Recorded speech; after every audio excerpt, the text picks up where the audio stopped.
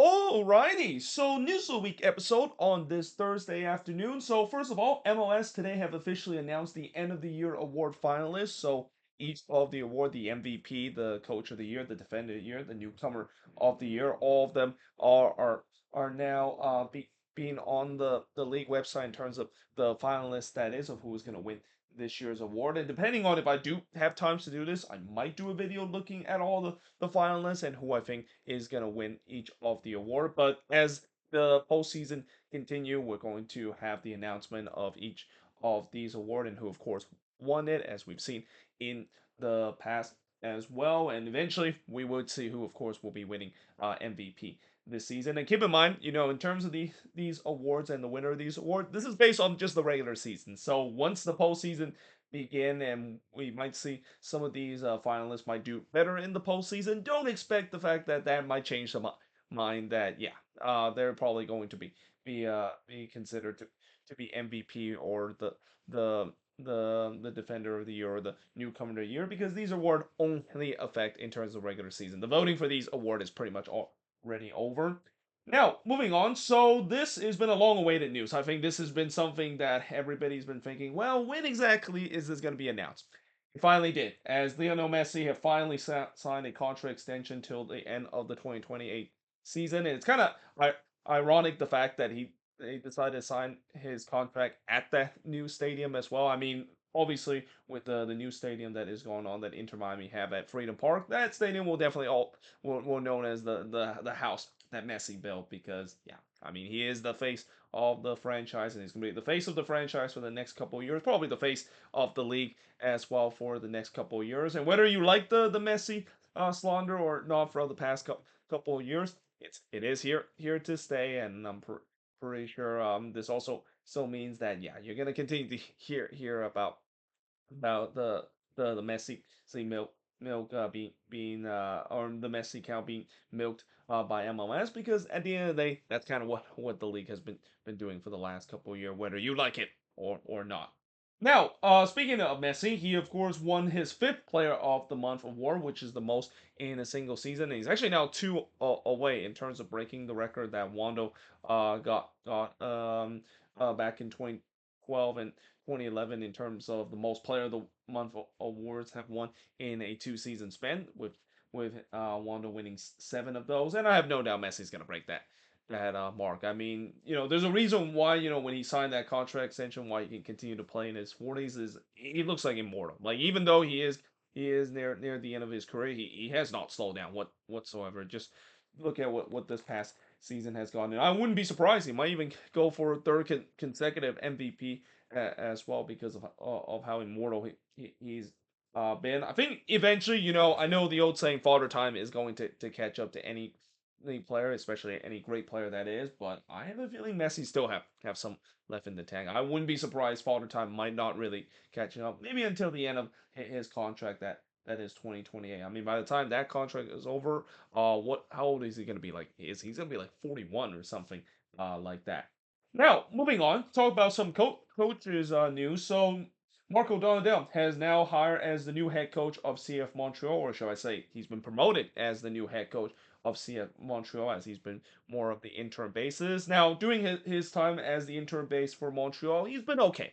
I mean, I think when you look at how Montreal has been playing, you're not surprised the fact that they haven't been great, because when you look at the roster that they had, this is definitely not an MLS roster. This is a bottom tier roster, and we already heard about how Montreal have openly said they are going to start the beginning of this painful rebuild in these next couple of years. Now, I know some Montreal fans will think that this is a very underwhelming hiring, and this is another example of the Saputo being cheap in terms of hiring within. But really, when you look at this Montreal team, and I've said this in my moving forward series episode, I mean, I don't know if they're gonna attract any good head coaches. I mean, that's kind of the thing when we talk about teams that is trying to get a new head coach, especially teams that are not doing well in terms of hiring new head coach. It's kind of hard to get them in there. I mean, obviously you're going to look into the coaching market, but it's not easy if you're gonna get the big name head coach to coach your team when your team is basically like a bottom tier team and have a bottom tier roster. I mean, no good coaches like Jim Curran will want to go to a bottom tier team and part of the rebuild, just like how maybe some players don't want to go to a certain team because they don't want to be part of a team that is bad. They want to be a part of a team that is competitive and always compete for trophies and even titles as well. So yeah, again, I'm not surprised the fact that they decided to promote within. I don't think there would have been a good list of head coach that might be interested in terms of the Montreal job, and also Montreal has kind of hired within for uh before as well. We saw it with Nancy being hired within. This is kind of the same with Donadell as well, and we kind of in some way saw it with Laurent Courtois being hired as the head coach because he was part of Montreal before. So this is a team that is not unfamiliar when it comes to hiring within. And another thing is that I know some fans will say, well, why not then decide to go elsewhere because hiring within, has it's been kind of a mixed bag in terms of how Sea of Montreal head coach have done when they hire within.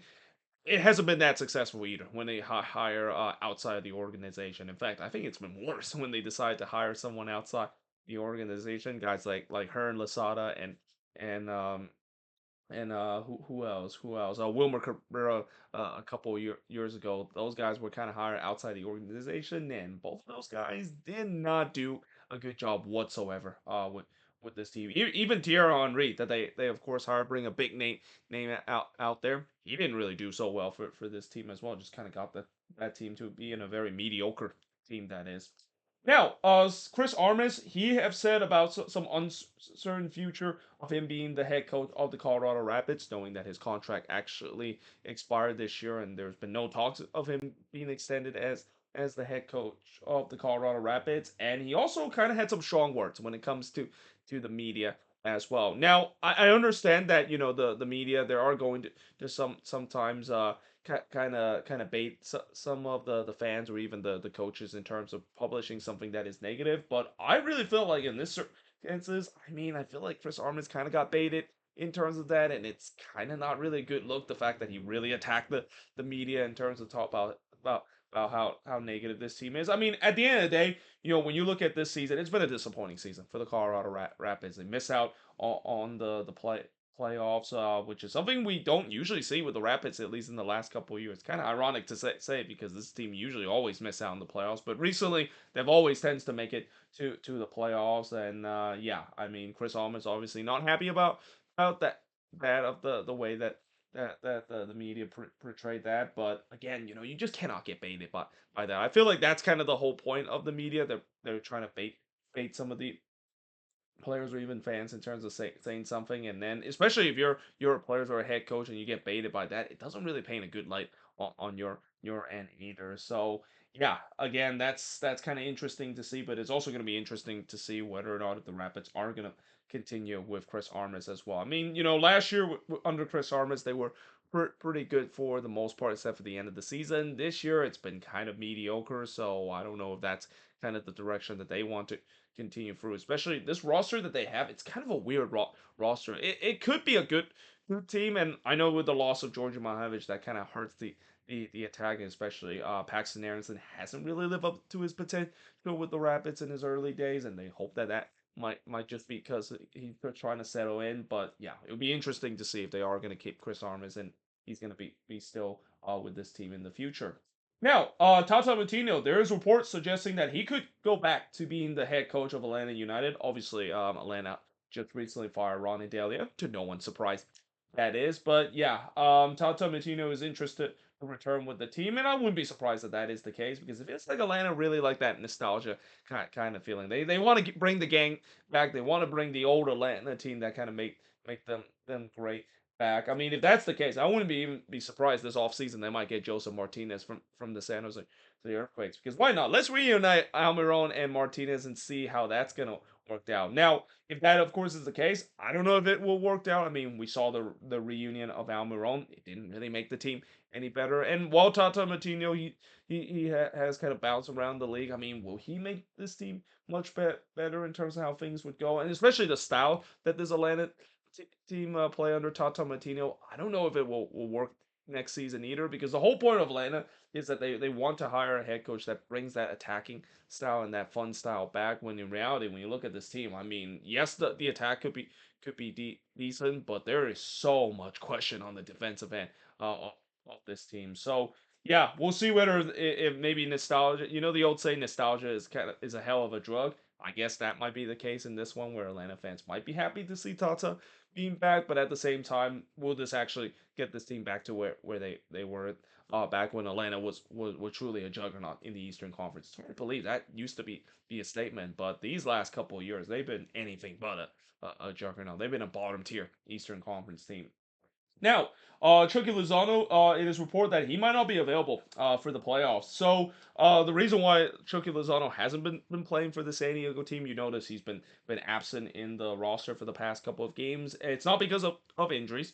It's because it seems like there is some altercation that he kind of got in the locker room between staff member, and as a result, even though San Diego didn't mention this, I think Mikey Veras have been basically benched him because of this. Now, I'm not surprised that this is the case. Chucky Lozano, he has at times become a bit of a diva in his playing career, and obviously, I know this season, what a disappointing year it has to be for Chucky Lozano. I think once I do get to my moving forward series talk about San Diego, I think I have to put Chucky Lozano as the most disappointing play for this season in or in San Diego, because with all the expectation that he has, and with the fact that he was supposed to be the guy for this team, yeah, he's been anything but that this season for the San Diego team. Now, part of that is maybe because Andre Schreier kind of stole his headline.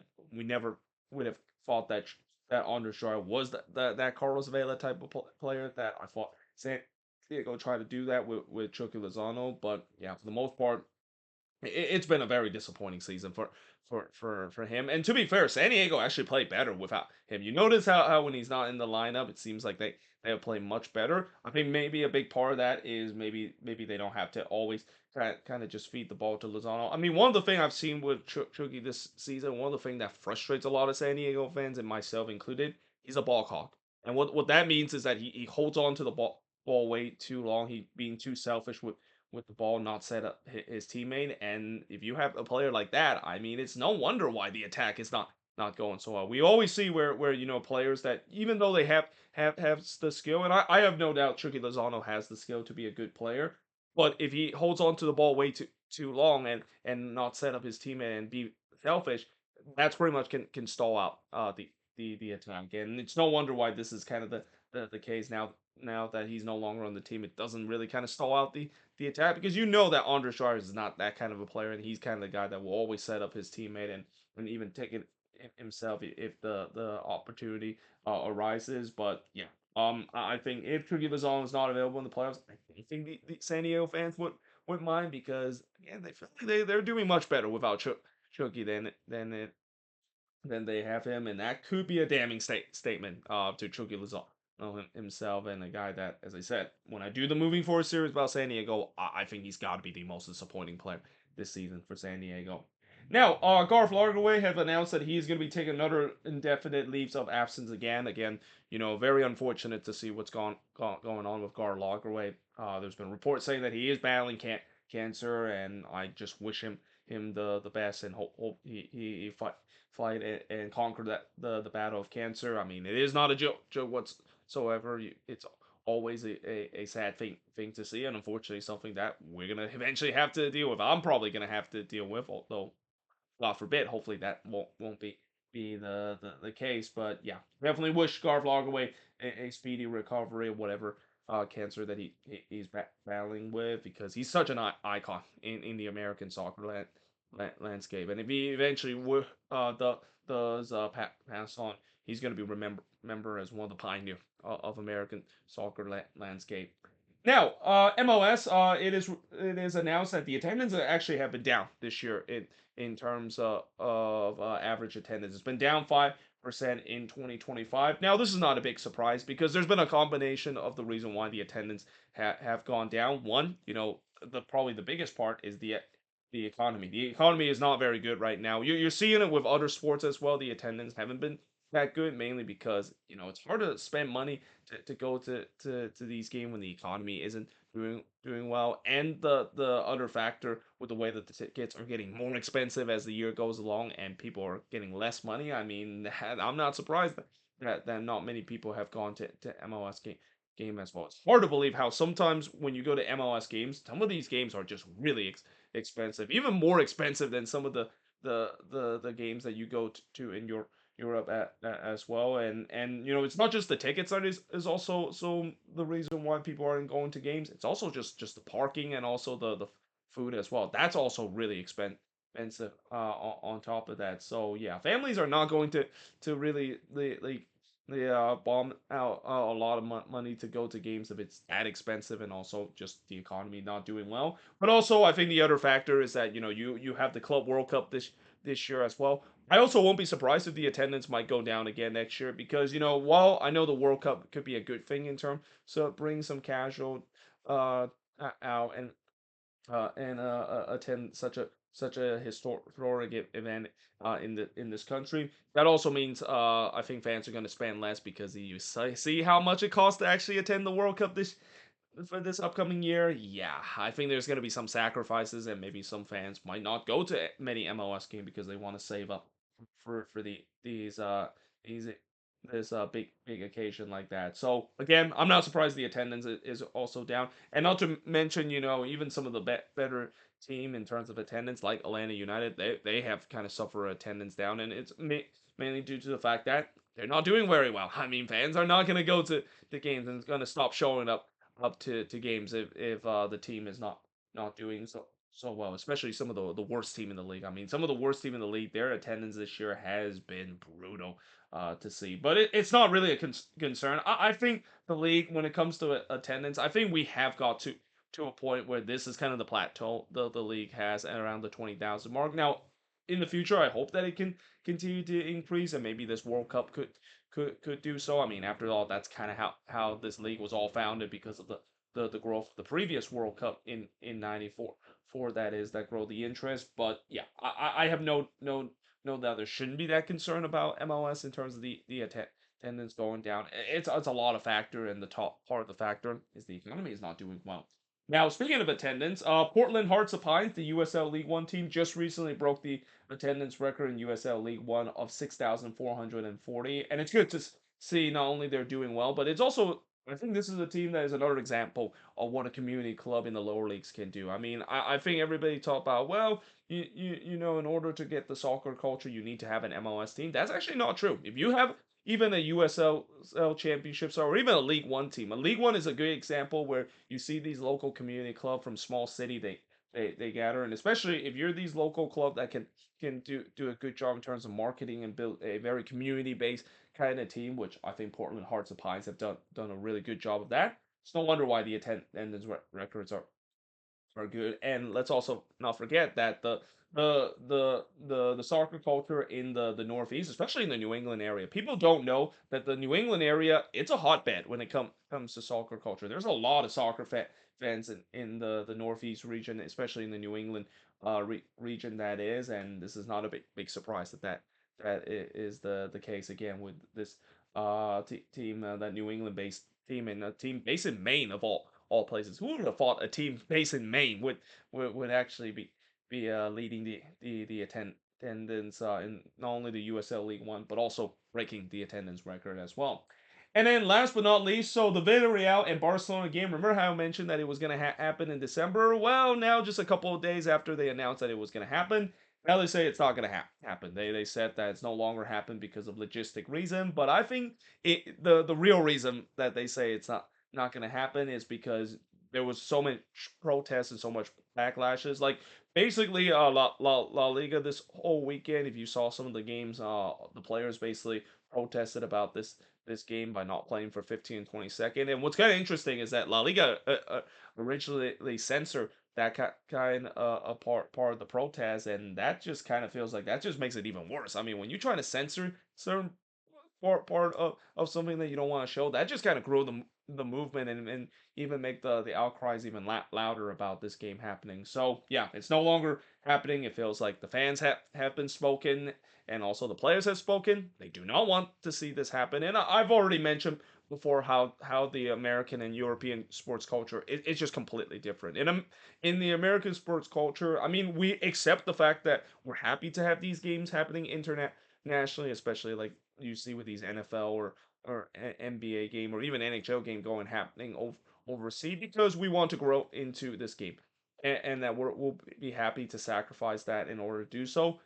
You don't have that in your European culture, sports culture, and that's mainly because why would they need to grow their game elsewhere? I mean, they might grow the audience that is, but there's already the existing audience that is, and not to mention the local movement in terms of having team playing locally and the sports culture of fans actually not only really care about the team but just almost kind of like it's just part of their life in terms of that culture in Europe is just much stronger than it is here in the US. So because of that, I mean, I'm not surprised there was tons of backlash because of that, and in the end it's great to see that the people and the fans and even the players have spoken. They don't want this to happen, and La Liga kind of realized that is the case. They felt the pressure and they immediately said that, yeah, we're not going to have this. This feels like it's a bad idea from the beginning. But there you have it. That is pretty much it for looking at these news of the week episode, looking at the what has happened in the world of MLS and elsewhere in the past week or so. As always, let me know in the comments below what do you think of this news of the week episode. If there's any news I didn't mention here on the board, let me know in the comments below as always. But until then, hope you guys enjoyed this video, and I will see you guys next time.